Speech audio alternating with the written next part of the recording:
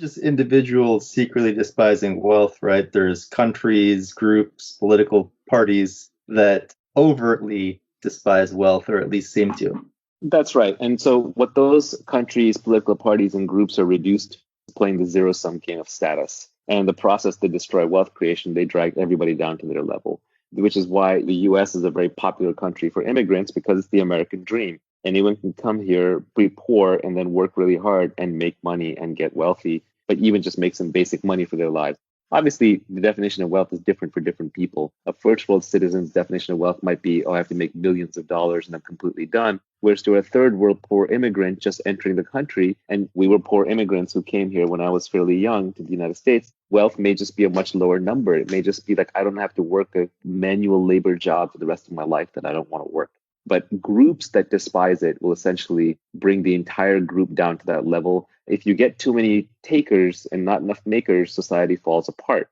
You end up with a communist country. Look at Venezuela, right? They were so busy taking and dividing and reallocating that people are literally starving in the streets and losing kilograms of body weight every year just through sheer starvation. Another way to think about it is imagine an organism that has too many parasites. You actually need some small number of parasites to stay healthy. And you need a lot of symbiotes, like all the mitochondria in all of our cells that help us respirate and burn oxygen.